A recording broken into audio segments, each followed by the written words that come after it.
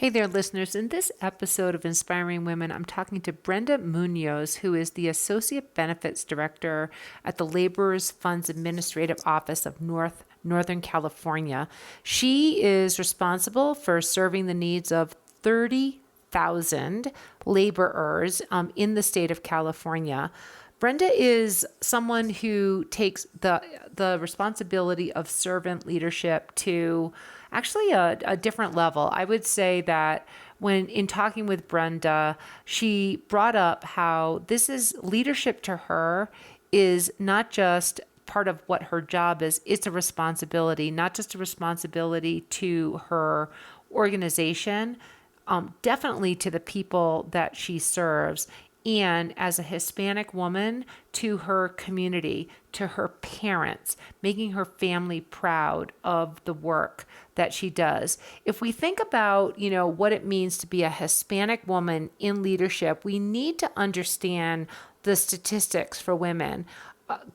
They're not good. We know that women are dramatically dropping out of the leadership levels of the workforce at the highest levels. And for Hispanic women, Latinas, the numbers are more than half lower, wrong direction, for Hispanic women. Brenda understands this, and her conversation is something that I would say is quite moving. She is clear that her responsibility is to the people that she serves, and she had for her own growth career in leadership. It was a wake-up call when she recognized in herself a feeling of being perhaps a little bit burnt out, not being sort of all there and present when somebody who needed her help in something that she could give, she wasn't there. It was more than she just felt like she let the person down. She felt that she let her community down. She felt that she let her family down, and it changed the trajectory in terms of how Brenda Munoz shows up every day to serve the members that she does of the laborers community in Northern California. I think you're really going to enjoy this Inspiring Women conversation with Brenda Munoz. We hold so much power within ourselves. I am not who I was 6 years ago. When I was 6 years ago, or even 12 years ago, when I started the trust fund, I was very timid. I was shy. And so when you realize how much power you hold in yourselves, how smart you are, how strong you are, how resilient you are. I mean, women are. And so that will, I feel like once you get to that understanding, that unlocks so many doors, and it's trusting yourself that you will get there, that things will open up for you, and just believing in yourself. That is, I think, the missing piece, is just believing in yourself that you can do it and that you will get to where you want to do whatever you want to do and accomplish.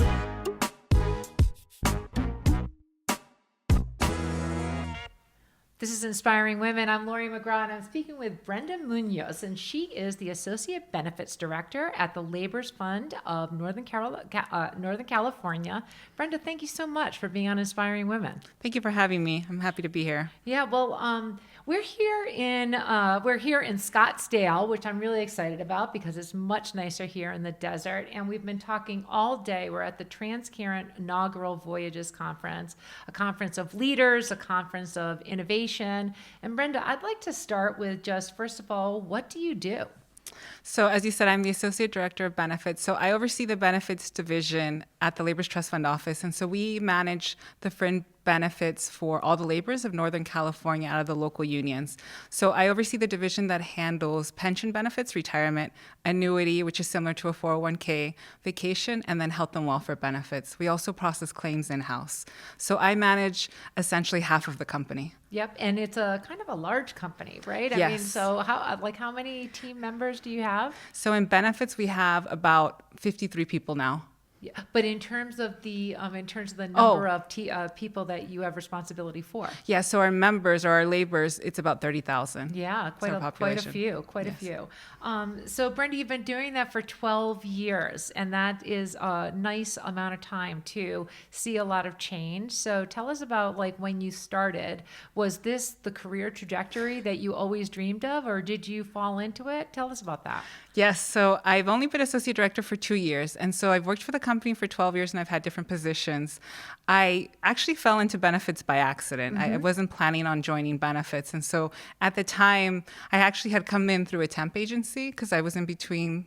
The economy had just gone through a recession. And so it was very difficult to find jobs once I graduated. So I came in actually as an administrative pension analyst. Okay. And so I came. What is that? So that was, it supported the pension team and the pension manager. And so I did a lot of quadro correspondence, a lot of administrative work, essentially. And then I would help supplement the pension team however I could. And so that's how I started. And so in the beginning, I didn't think I was going to stay, actually. I never thought, okay, this is where I'm going to end up. And then about 6 years in, actually had transitioned, after a year, I had transitioned to a pension analyst. And so a pension analyst handles the retirement accounts for a specific set of numbers. So you're handling about 3,000 to 4,000 people, their phone calls, their inquiries, their setup of their disbursements, everything that has to do with their checks, and then even the people that are not retired, so people applying. And these are important roles because it has to do with retirement and money, and people need that. And so at that time, we also cross-managed training. And so we also dealt with questions for vacation, for annuity. And so we had a lot of multiple roles. Something happened to me where it became purely about the work. I stopped caring about the labor. I stopped caring about the member because it was just, it's about the work and getting the job finished. And so I had a laborer. We help in person as well. And so I had a counter call. We call them counter calls. And so I was trying to get him through the information that he was. Meaning someone comes into the office and you're literally face to face talking with them. Oh, okay. Yeah, we have member visits. Yeah, exactly. So instead of helping them over the phone, we help them in person. And that's a huge part of our customer service base to be able to provide that service to them, especially since a lot of them, some of them aren't literate. And then what you're looking at is not easy to read, honestly, especially with benefits. And so I was helping him at a counter call. And so he at one point said, "Can you send somebody else in?" He's like, "You're not helping me." He's like, "You're very nice." He's like, "But I can tell that you're trying to rush this. And so can you leave? Can you bring me somebody else?" Wow. And so that hit me where I was like, oh my gosh, I no longer care about you as a laborer. Like all I care about is getting the work done. And I had always had the idea of like, I want to help people. And so that was such a great wake up call for me. And so I realized like, okay, this is not what I want to do or be like this. And so I said, okay, I said, I'm sorry, I will help you. And so I did. And I came out of that day realizing I need to leave because I'm at a point where this doesn't matter to me. And so I ended up going to transition out, and Nick offered me a position as project manager. And so then I stayed on and became project manager, and that helped me evolve into a whole different position and role. We didn't have project management. I was able to do different projects, helping on the healthcare side, pension, annuity, vacation. And so I kind of got to go everywhere. And so Nick is a great mentor because he helps kind of open the doors up to you. And then I became project manager. I did that for about 4 years. And then this position opened up for associate director. At first, I was like, no, I don't want to manage people. I don't want to oversee the division or anything like that. And then I realized I am able to do so much as a project manager, but as an associate director, I can have such a greater impact. I can actually change lives, and not just the laborers' lives, but the lives of my employees. And so it's interesting. Our members are mostly male, the laborers. I almost want to I'd back up a little Sorry. bit because no, this is so great. So first of all, let's talk about who your members are because I mean unions, they're in the news quite a bit. I feel like unions were sort of over years dying off a little bit, but now there's a resurgence and there's a lot more attention to workers in general. You have 30,000 team members, Northern California. California. So who are these people? Who are the types of people who are in unions? What types of jobs do they have? Yeah, so the laborers are in charge of essentially the infrastructure of the U.S. And so they build roads, they build buildings, all the infrastructure, the pipes. And so they're part of the trades, and there are different trades like carpenters, pipe fitters, Yep. plumbing. But the laborers tend to kind of be a bit of a general for all. Yep. And so we have 30,000, but it'll fluctuate because Yep. a lot of the construction work is seasonal for laborers. And so a lot of them are male, a lot of them are Hispanic because of California. Yep. And then there's a portion that also travel. So they'll travel to the other states or even within to Southern California. And so we have a population that works long hours because a lot of them do overtime depending on what kind of job it is. And they will work full weeks when it's seasonal. So when it's in season, they're really busy. And then they also move a lot from company to company, depending on what projects are available, because most of them, once the project ends, they're out of a job until Yeah. the next company picks them up. And so part of what is a union is they are trained in their skills. And so that's what's unique about them, because a company can go to a local union and say, okay, I'm going to sign up. Well, it's more complicated than that, but Yeah. they will say, okay, I need this many laborers, and they will send a skilled workforce that they've trained to this company. Right, and you're in the area of benefits. So let's just talk about sort of those laborers as a workforce.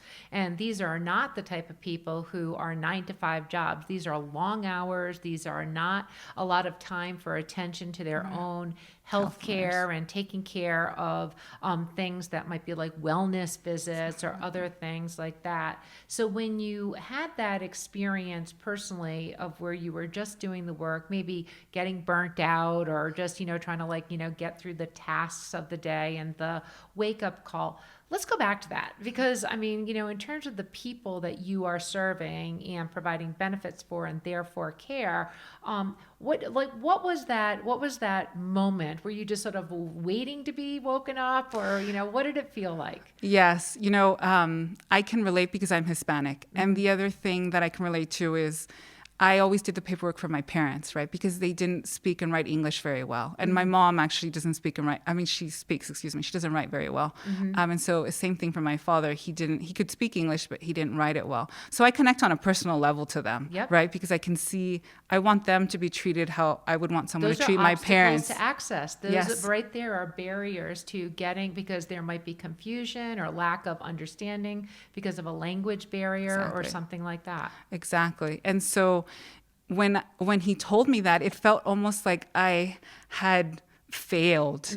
I had failed as even just as a Hispanic, right? It's like, okay, this is my ability to help my community, and I'm not doing that anymore. It's like if I had refused to help my parents or refused to help my uncle. And I do actually have family members that are laborers, and so it was like I needed that wake up call to realize, like, look, you've been in autopilot. Like, this isn't helping people anymore. Like, the goal isn't to rush them off the phone. The goal is to help them understand their benefits, whether it's health and welfare or retirement, because all of it matters to them. So this has become very personal to you, but that was also, it sounds like a point of time where that also led you to now being more of a leader than just somebody doing, a day-to-day responsibility. So when did leadership become something that was now important to you? When I became project manager, I realized the ability to, a project manager is an interesting role, right? Because they have to bring a team together to achieve an objective. And I think actually it started there, where I realized how much we could accomplish by working together and bringing people together. So the trust fund in the beginning was very siloed, right? Every division did their own thing, and it was like, okay, we kind of talked to each other, but not really. And so I was able to bridge those gaps between, especially when it was major projects. And so from that point, and then after I had been doing a couple of years and this opportunity came up, I realized, you know what, I can also not only impact teams this way, but I can also impact our employees. And so a huge part of our workforce is women. And so I remember when I used to work on the floor, which is what I call it when I worked in pension, I remember being so stressed out because we had to manage so much with so little resources and so little people. And so I would come home and I would just stare at a wall because I was so tired and so burned down. So it's stressful. Yes. Being in benefits is stressful. And so I remember thinking of that. And then all the women that I see that work for us, and this is like directly in the office, and their mothers, their wives. And so they're working this job, and then they come home and they still have to take care of their kids. They still have to cook for their husbands and their families and the lunches and the homework. So I thought, I can make a difference. Like I can actually do something so it makes it better for them. And some of them are the sole providers for their families, or they make the majority of the income. And so that's really important to me, because I remember my mom working so hard. She never had a 9-to-5 job, but she supplemented my dad's income. She would sew, she would watch children, she would sell tamales. And so I think of women in that way, like we work so hard at home and in the office. And so if I can help you not be so stressed out in the office, give you the training, the opportunities that you need, and then it's not, you have less to stress out about. And so I actually work as the associate director, especially on the hard days, because of them, because I do it for the teams that work for me. I work for them. I mean, I work for the laborers too, secondary, in the sense of like, it's important as Hispanics that we get what we need. And just in general, like as a workforce, we should have access to healthcare. We should know what our benefits are, but especially for those women that I know work so hard. And so that's why I do it, because I realized my potential for impact is so much greater now. So Brenda, you've talked about sort of like, you're the start of what is 12 years of working at LFAO and what it means. You're talking as a daughter of parents who you want them to be proud of what you're doing as a leader. You've talked about being a member of the Hispanic community and representing that in terms of people you serve and as something that you are a part of. And clearly, it is very personal to you. Yes. Clearly, you are a servant leader, somebody who leads from the point of view of the people that you serve. I'm proud just listening to you. It's inspiring to me to sit next to somebody who is bringing all of that to the work that they do. As you think about your work today, what are the things that you are having the greatest impact on? The thing that makes you just go to bed at night and just say like, yeah, I'm actually making that difference that you expect of yourself? Sometimes it's the simple things, but growing the teams so that they're not having to do so much with so little. Like that was a big deal. Being able to focus on initiatives that will help their jobs improve, like training materials. We started an initiative last year and we're continuing it. Even the training materials we had, it was like everybody just take their own notes, or we had some things and not other things. And so the access to tools for people, we realized like you can have the best team, but if they don't have the right tools, they're not going to be successful. And so even things, being able to actually just say, okay, this is the initiatives we're going to do, and it makes things better for people. That, I think, just being able to have that kind of responsibility and in a sense power, where it's not thinking about like, okay, well, what do I want? It's like, no, what's going to help us become better and what's going to help the laborers in the end as well. I like that you use the word power. And oftentimes when there are barriers or where there are obstacles, whether it's to access or obstacles to professional growth and opportunity, people can feel powerless. And there is, endless amounts of information in terms of Hispanic communities not having all the same opportunities that others might have. So where does your power come from? And for those who might not feel that power or have access to that power, how do you inspire it in others? Power, I think, one of my goals is to empower women especially. And so I realized by being director, I could do two things, right? I could tell everybody what to do and micromanage and say, okay, this is how it's going to be. Or I could empower them by giving them a voice. Okay, how do you want to do this? Or what do you think we should be doing? Or what kind of options or ideas do you have? And that's kind of started to filter through where managers include their teams in decision making. I mean, that's power. It's not saying like, okay, you're not a manager, but being able to include decision making or listening to them and their ideas. So when I first worked at the trust fund, my manager wasn't like that. It's like if you had an idea, it immediately got squashed, or it was very top heavy.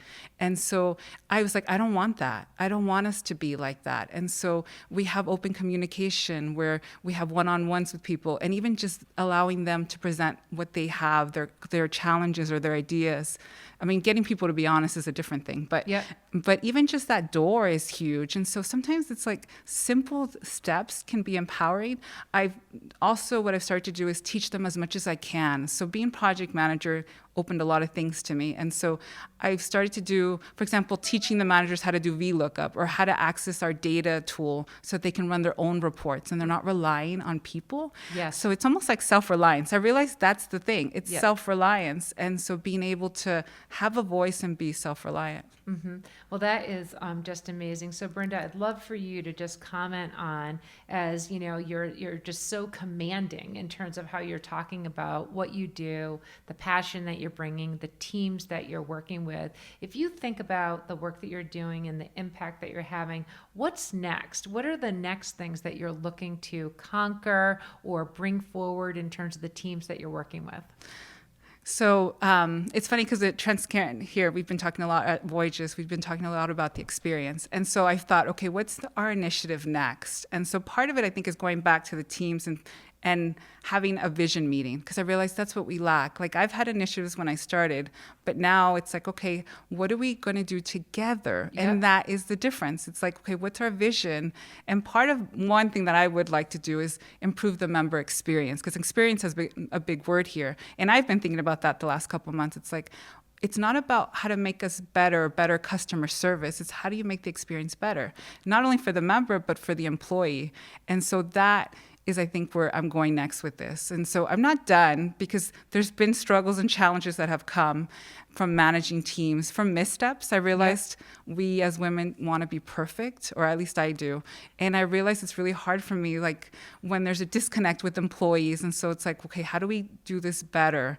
And sometimes we don't always do it better. And so we just learn and move on.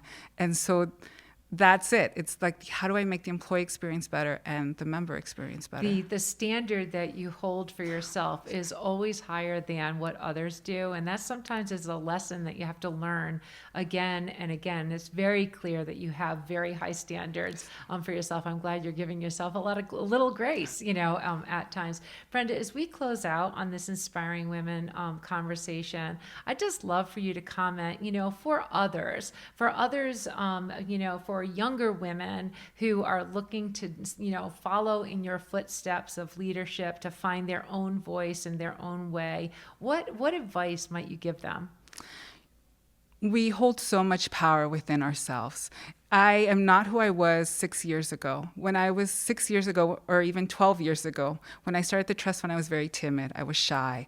And so when you realize how much power you hold in yourselves, how smart you are, how strong you are, how resilient you are. I mean, women are. And so that will, I feel like once you get to that understanding, that unlocks so many doors, and it's trusting yourself that you will get there, that things will open up for you, and just believing in yourself.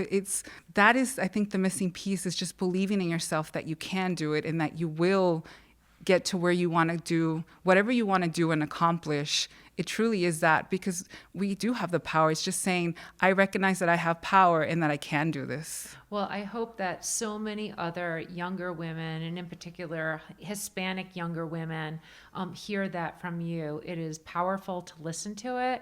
It is powerful to know that you are bringing that to others. And I have really appreciated this conversation. I've been speaking with Brenda Munoz, and thank you, Brenda, so very much. Thank you for having me. It's a pleasure. This has been an episode of Inspiring Women with Laurie McGraw. Please subscribe, rate, and review. We are produced at Executive Podcast Solutions. More episodes can be found on inspiringwomen.show. I am Laurie McGraw, and thank you for listening.